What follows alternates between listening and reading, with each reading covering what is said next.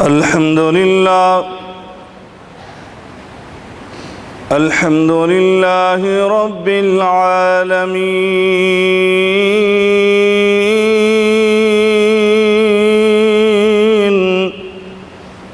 والعاقبة للمتقين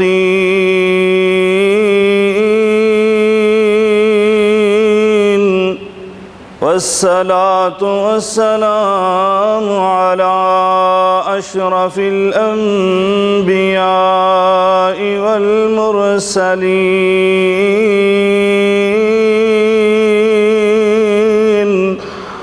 وعلى آله وصحبه أجمعين. سبحانك لا علم لنا إلا ما علمتنا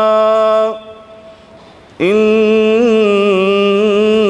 أنت العليم الحكيم.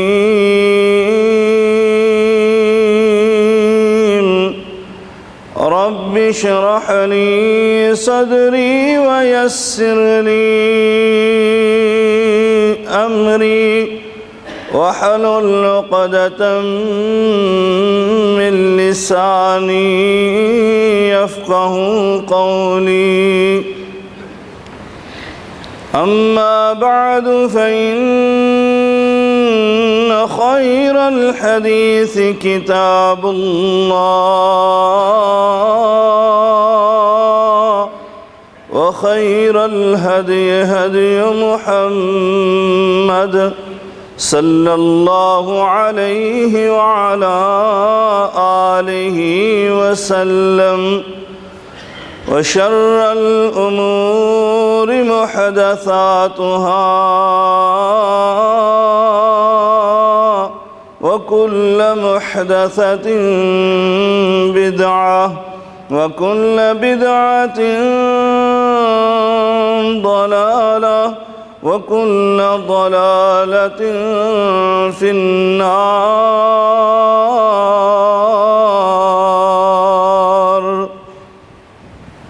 أعوذ بالله السميع العليم من الشيطان الرجيم. بسم الله الرحمن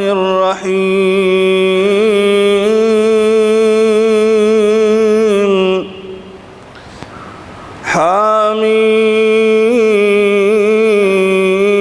حميم والكتاب المبين. إنا أنزلناه في ليلة مباركة إنا كنا منذرين فيها يفرق كل أمر حكيم أمرا من عندنا إنا كنا مرسلين رحمة من ربك إنه هو السميع العليم.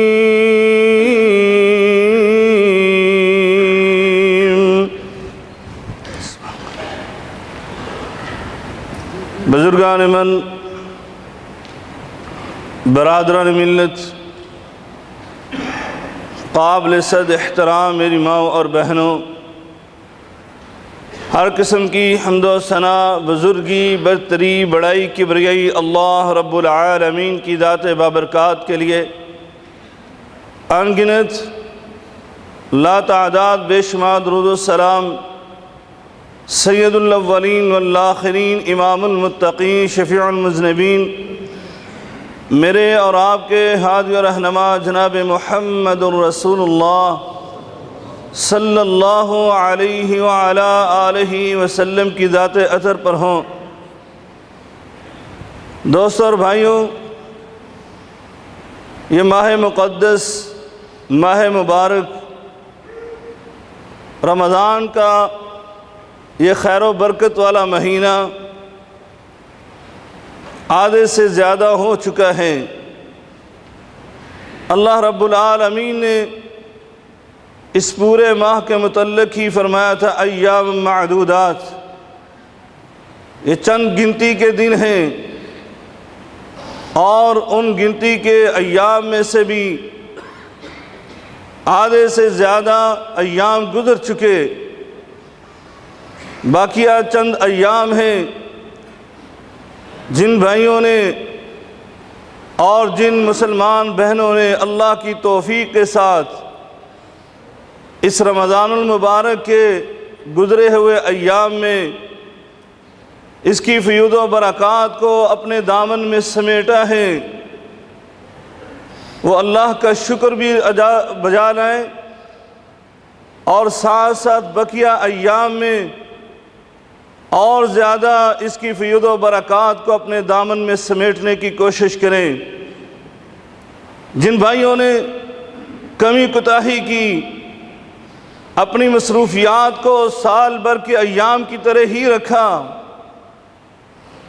ان کو بھی اور پہلی قسم کے لوگوں کو بھی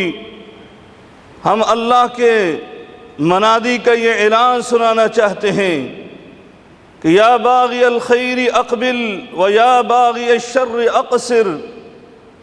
اے خیر اور برائی کو چاہنے والوں،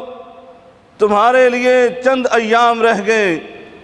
ان میں اور زیادہ محنت، کوشش اور جد و جہد کرو، اور اللہ کی رحمت کو اور اس رمضان کی فیوض و برکات کو اپنے دامن میں سمیٹنے کی کوشش کرو۔ اور جو بھائی انہوں نے اپنی مصروفیت نہیں بدلی تھی، ان سے کہتے ہیں اور وہ اپنی پہلی روش پر اللہ کی نافرمانی میں لگے ہوئے، یا باغی الشر اقصر، اب تو رک جائیں، یہ بقیہ ایام جو ہیں ان میں ہی اپنے رب کی طرف رجوع کر لیں، ان میں آئیں، اپنے رب کے سامنے اپنے گزشتہ گناہوں کی، خطاؤں کی اور نافرمانیوں کی اللہ سے توبہ کرتے ہوئے اللہ کی طرف رجوع کر لو۔ کوئی پتہ نہیں ہے کہ پھر دوبارہ زندگی میں یہ قیمتی لمحات آئیں یا نہ آئیں، بلکہ ہو سکتا ہے، ہو نہیں سکتا، یقینی بات ہے یہ ایام، یہ قیمتی لمحات آپ کی زندگی میں دوبارہ آنے والے نہیں ہیں، چاہے آپ کو کئی ایسے رمضان مل جائیں، لیکن یہ اوقات نہیں آئیں گے جیسے نہروں میں چلنے والا پانی جن پلوں کے نیچے سے گزر جاتا ہے دوبارہ ان پلوں سے وہ نہیں گزرتا، اسی طرح یہ وقت گزر گیا، دوبارہ آپ کی زندگی میں آنے والا نہیں ہے۔ اور ہو سکتا ہے آئندہ رمضان میں کتنے ہی ہمارے بھائی، ہم میں سے کتنے ہی لوگ دوبارہ رمضان کی یہ فیوض و برکات اور یہ قیمتی لمحات وہ دوبارہ نہ پا سکیں۔ اس لیے بھائیوں، آؤ، یہ چند ایام رہ گئے، بلکہ ان میں سے بابرکت ایام میں سے انتہائی بابرکت دن، انتہائی بابرکت لیلیں، نہاریں، راتیں،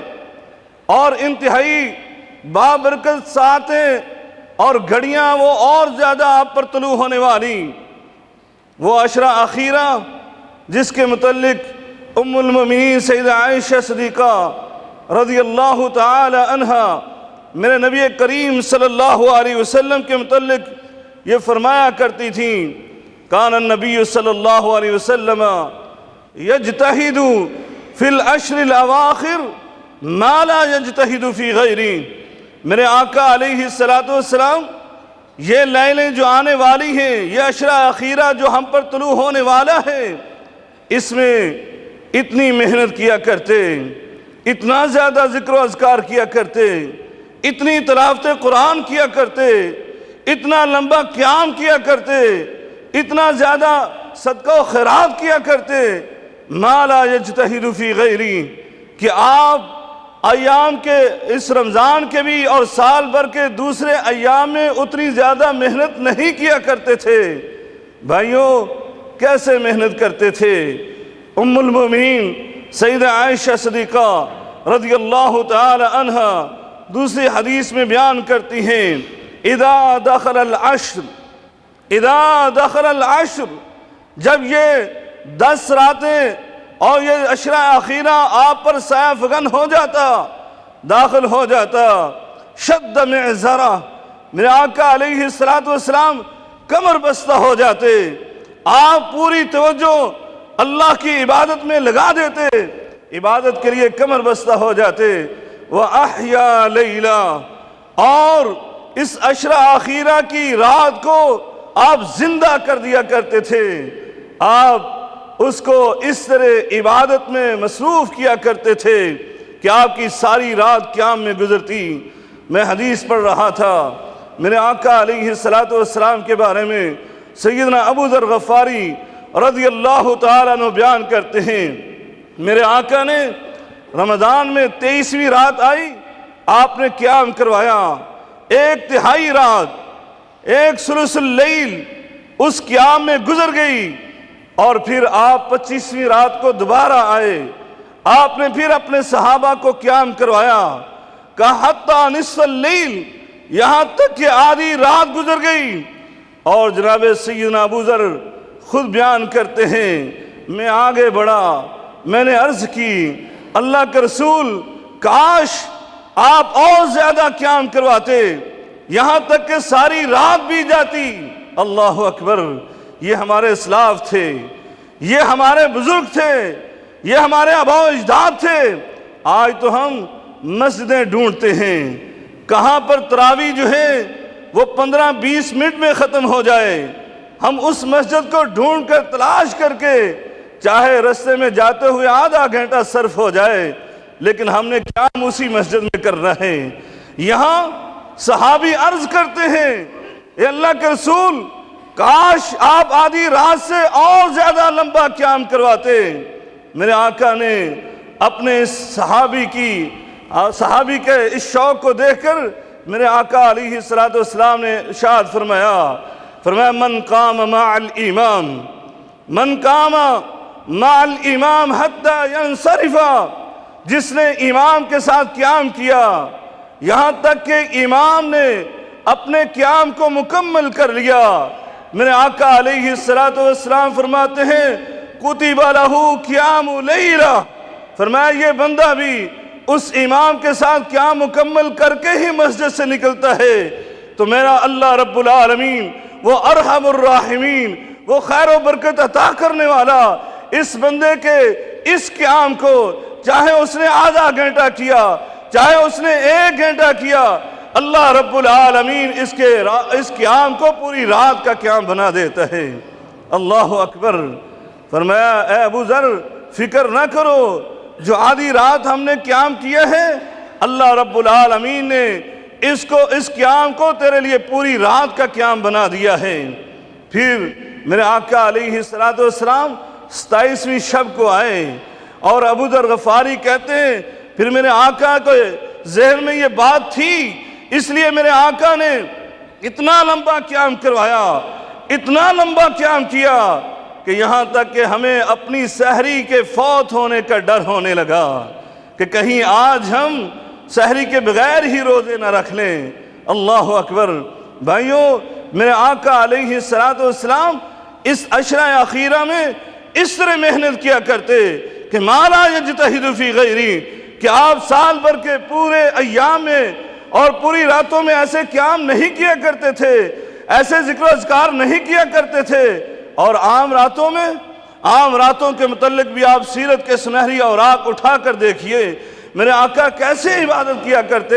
کہ ام المومنین سیدہ عائشہ صدیقہ رضی اللہ تعالی عنہ ہی فرماتی ہیں میرے آقا اتنا لمبا قیام کیا کرتے حتی تتورم قدما حتی تتفتر قدما،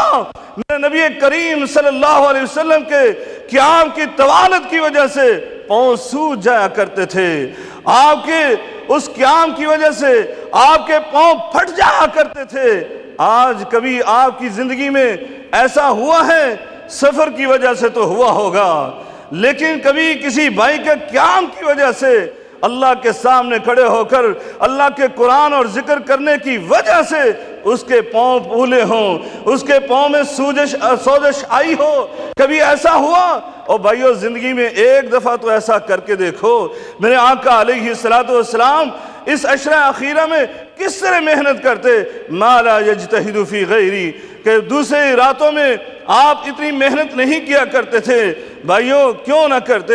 کہ میرے آقا علیہ السلام یہ فرمایا کرتے تھے للہ فیہ لیلہ، یہ پورے کا پورا رمضان کا مہینہ یہ بڑا ہی بابرکت ہے، اس میں بڑی خیر اور بھلائی ہے، لیکن سنو فرمایا تھا للہ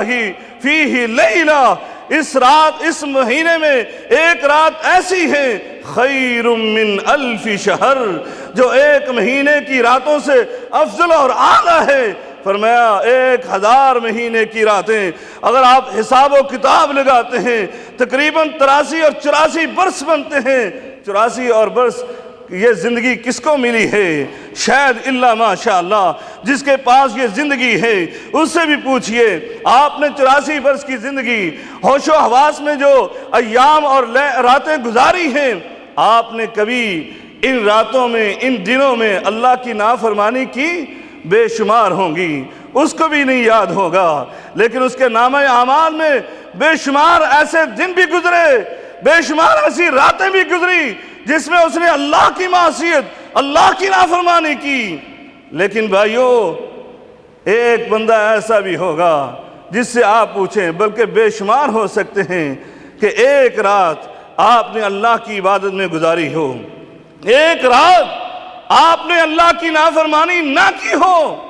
یا پھر ایسا عزم کر لو 84 برس تو نہیں لیکن ایک رات کے لیے تو گناہوں سے بچ سکتے ہو، ایک رات کے لیے تو اپنی نیند کو قربان کر سکتے ہو، ایک رات کے لیے تو اپنے فون کو موبائل کو بند کر سکتے ہو، ایک رات کے لیے تو نیٹ سے دور ہو سکتے ہو۔ آؤ وہ رات آپ کے پاس آنے والی۔ میرے آقا علیہ السلام نے فرمایا جس بندے نے اس رات کو عبادت کر لی، فرمایا من قام لیلۃ القدر ایمانا واحتسابا غفر له ما تقدم من ذنبه، جس نے اجر و ثواب کی نیت سے صرف اللہ کی رضا کے لیے ایمان کی حالت میں اس رات کا قیام کر لیا، اس رات کو عبادت کر لی، میں زبان نبوت سے اس کو بشارت دیتا ہوں غفر له ما تقدم من ذنبه، اللہ اس کے تمام گزشتہ گناہوں کو معاف فرما دیتا ہے۔ بھائیوں وہ لیلۃ القدر کی رات اس عشرہ اخیرہ میں آنے والی کہ جس کے متعلق میرے آقا نے فرمایا تھا جس نے اس کو پا لیا تو اس کی مغفرت اور بخشش ہو گئی، اور جو اس رات سے محروم ہو گیا من حرم خیرہا فقد حرم، آپ کی نظر میں پتہ نہیں کون سا محروم ہوگا، آپ کی نظر میں تو محروم شاید وہ ہے جو درم و دینار سے محروم، وہ محروم جو عزت سے محروم، وہ محروم جو پراپرٹی جائیداد سے محروم، وہ محروم جو مال و دولت سے محروم، لیکن اللہ اور رسول کی نظر میں کون محروم ہے؟ فرمایا من حرم خیرہا فقد حرم، جو اس رات کی خیر اور بھلائی سے محروم ہو گیا دراصل وہی بد نصیب ہے، وہی محروم ہے۔ اس لیے بھائیو آؤ اس رات کو تلاش کرو۔ میرے آقا علیہ السلام نے فرمایا تھا التمسوها فی العشر الاواخر من رمضان، فرمایا رمضان کے عشرہ اخیرہ میں اس رات کو تلاش کرو۔ پھر میرے آقا علیہ السلام نے اپنی امت کی کمزوری کو جانتے ہوئے آپ نے پھر یہ کہا تھا التمسوها فی الوتر، التمسوها فی الوتر من رمضان، فرمایا کہ اس کو وتر میں عشرہ اخیرہ کے وتر میں طاق راتوں میں تلاش کرو۔ اور ایک حدیث میں میرے آقا علیہ السلام نے یہاں تک فرما دیا التمسوها فی العشر الاواخر فإن ضعف أحدكم أو عجز فلا يغلبن على السبع البواقي، میرے آقا نے فرمایا تھا بلکہ آپ کو پورا عشرہ میں ہی اس کو تلاش کرنا چاہیے، لیکن اگر کوئی آدمی کمزور ہے ناتواں ہے، فرمایا اذا عجز احدکم او ضعف فرمایا اگر کمزوری کی وجہ سے عاجز آ گیا ہے کہ وہ پورے عشرہ میں قیام نہیں کر سکتا، وہ پورے عشرے کی راتوں کو نہیں جا سکتا، تو پھر میرے آقا علیہ السلام نے فرمایا تھا کہ یہ تاک جو راتیں ہیں یہ تم پر غالب نہ آ جائیں، کہ ان راتوں میں تم نیند کے مزے نہ لوٹنا، ان راتوں میں تم بازار کے چکر نہ لگانا، بلکہ اللہ کے سامنے کھڑے ہو کر اللہ سے التجائیں کرنا، اللہ سے اپنی حاجات پیش کرنا، اللہ سے اپنے گناہوں کی معافی طلب کرنا اور مغفرت کا اور بخشش کا سرٹیفکیٹ حاصل کر لینا۔ بھائیوں، اس عشرہ اخیرہ میں یہ رات آنے والی، جس رات کے متعلق لوگوں نے تو یہ مشہور کر دیا کہ وہ کہیں اور آتی ہے، لیکن اللہ کا قرآن فرماتا ہے اِنَّا أَنزَلْنَاهُ فِي لَيْلَةٍ مُبَارَكَةٍ، کہ یہ بابرکت رات جس میں ہم نے قرآن کو نازل کیا وہ رمضان میں آنے والی رات ہے، اور اسی رات جو ہے اللہ رب العالمین لوح محفوظ میں جو محفوظ فیصلے ہیں ان کو نکال کر فرشتوں کے حوالے کر دیتا ہے۔ یہ بندے کا رزق اس سال میں اتنا لکھنا ہے، یہ بندے کی زندگی اتنی ہے، اس سال کے فلاں لمحات میں آپ نے اس کی روح کو قبض کر لینا ہے۔ یہ زندگی اور موت کے فیصلے اللہ رب العالمین ملک الموت کے حوالے کر دیتا ہے۔ تو بھائیوں آؤ، کہیں ایسا نہ ہو آپ غفلت کی نیند سو رہے، آپ کاروبار میں پڑے ہوئے، آپ اپنی دکان میں بیٹھے ہوئے، آپ بازاروں کے چکر لگا رہے اور ادھر سے اللہ رب العالمین آپ کی موت کا پروانہ ملک الموت کو دے رہا ہو۔ ایسا نہ ہو، بلکہ ایسا ہو آپ کی موت کا پروانہ جب ملک الموت کے ہاتھ میں آ رہا آپ قیام کر رہے ہیں، آپ اللہ کے سامنے گڑ گڑا رہے ہیں، اے اللہ میری زندگی کی اگر آخری ایام ہے، اے میرے مولا تو مجھے معاف کرنے والا، میری خطاؤں، میری غلطیوں، میرے گناہوں پر اپنے مغفرت اور بخشش کا قلم پھیر دے۔ ایسے آپ کی رات وہ گزر رہی ہو، آپ کے وہ لمحات جن میں آپ کی موت کا فیصلہ ہو رہا ہے، وہاں پر آپ کے لمحات اس انداز سے گزر رہے ہوں۔ بھائیوں، یہ عشرہ اخیرہ میرے آقا علیہ السلام اس لیے اس عشرہ اخیرہ میں یہ محنت کرنے کے لیے آپ دنیا و ما فیہا سے بالکل لا تعلق ہو جاتے تھے۔ کیا کیا کرتے؟ آپ مسجد میں آپ اعتکاف کیا کرتے۔ ام المومنین سیدہ عائشہ صدیقہ رضی اللہ تعالی عنہ فرماتی ہیں کان النبی صلی اللہ علیہ وسلم یعتکف فی العشر الاواخر من رمضان، میرے آقا علیہ السلام رمضان کے اس آخری عشرے میں اعتکاف کیا کرتے، حتی توفاہ اللہ عز وجل، یہاں تک کہ آپ اس دنیا سے رخصت ہو گئے، آپ فوت ہو گئے، لیکن آپ نے اعتکاف کی سنت کو نہیں چھوڑا۔ فرمایا ثم اعتکف ازواجہ من بعدی، یہاں تک کہ پھر آپ کے بعد آپ کی ازواج مطہرات نے اس سنت کو زندہ رکھا، وہ اعتکاف بیٹھتی رہیں۔ اور سیدنا ابو ہریرہ رضی اللہ تعالی عنہ وہ بیان کرتے ہیں میرے آقا علیہ السلام یعتکف النبی صلی اللہ علیہ وسلم یعتکف النبی صلی اللہ علیہ وسلم فی کل رمضان 10 ایام، میرے آقا علیہ السلام ہر رمضان میں 10 راتوں کا یا عشرہ اخیرہ کا اعتکاف کیا کرتے تھے۔ فرمایا فلما کان العام الذی قبض فیہ، جب وہ سال آیا جس میں آپ کی روح کو قبض کیا گیا، جس میں آپ اس دنیا سے رخصت ہوئے، آخری رمضان تھا، میرے آقا علیہ السلام ہر سال رمضان میں 10 دن کا اعتکاف کیا کرتے، لیکن آخری رمضان میں میرے آقا علیہ السلام نے اعتکاف کیا۔ فرمایا اعتکف 20 یوما، میرے آقا علیہ السلام نے 20 دن کا اعتکاف کیا۔ تو بھائیوں، یہ اعتکاف کی سنت میرے آقا علیہ السلام کی، اس کو زندہ کیجئے۔ میرے آقا دنیا و ما فیہا سے لا تعلق ہو کر اللہ کی عبادت میں مغن ہونے کے لیے، اور جیسے ام المومنین نے کہا یجتہدو فی عشر الاواخر ما لا یجتہدو فی غیری، کہ آپ ان راتوں میں اس عشرہ اخیرہ میں اتنی محنت کرتے جتنی دوسرے ایام میں نہیں کیا کرتے تھے، اسی لیے آپ اعتکاف بیٹھا کرتے تھے۔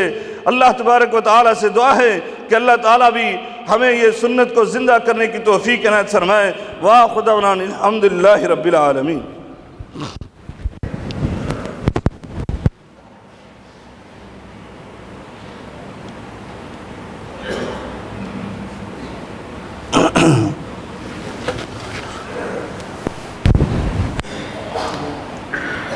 الحمد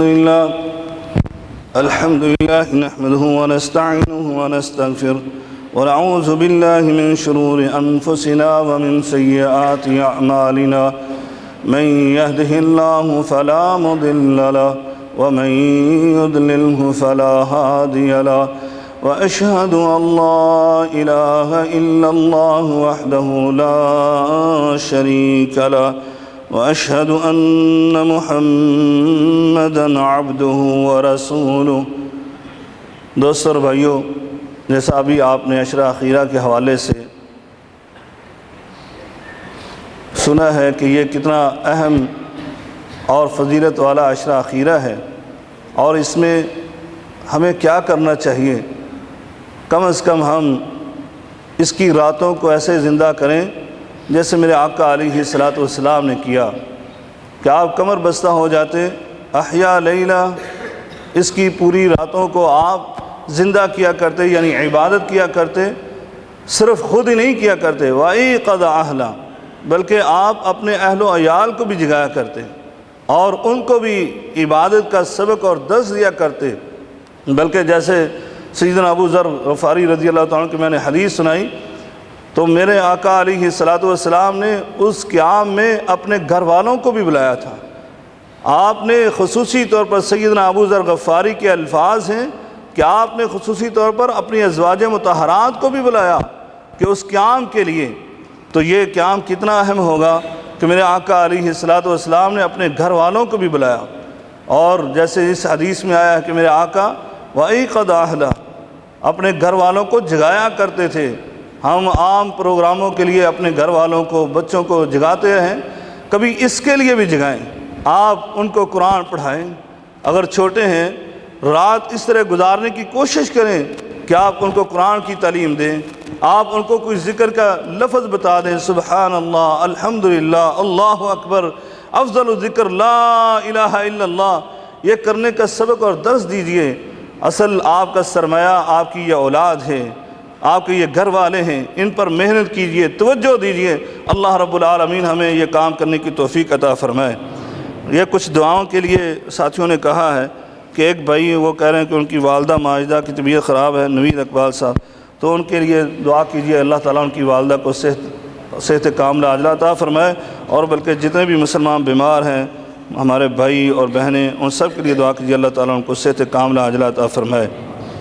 اسی طرح ایک بھائی کے کامے کا مسئلہ ہے، پریشانی ہے، تو اس کے لیے دعا کیجئے، اللہ تعالیٰ اس کی پریشانی کو دور فرمائے، اور جتنے بھی مسلمان پریشان ہیں سب کی پریشانی کو دور فرمائے۔ اسی طرح یہ ایک بھائی نے لکھا، ان کے ماموں محمد شیر علی وہ قضاء الہی سے فوت ہو چکے ہیں، ان کے لیے دعا کیجئے، اللہ تعالیٰ ان کی مغفرت فرمائے، اور جتنے بھی مسلمان فوت ہو چکے ہیں اللہ تعالیٰ ان سب کے ساتھ معاملہ رحمت فرمائے۔ ان اللہ وملائکتہ یصلون علی النبی یا ایھا الذین آمنوا صلوا علیہ وسلموا تسلیما اللہم صل علی محمد وعلی آل محمد کما صلیت علی ابراہیم وعلی آل ابراہیم انک حمید مجید اللہم بارک علی محمد وعلی آل محمد کما بارکت علی ابراہیم وعلی آل ابراہیم انک حمید مجید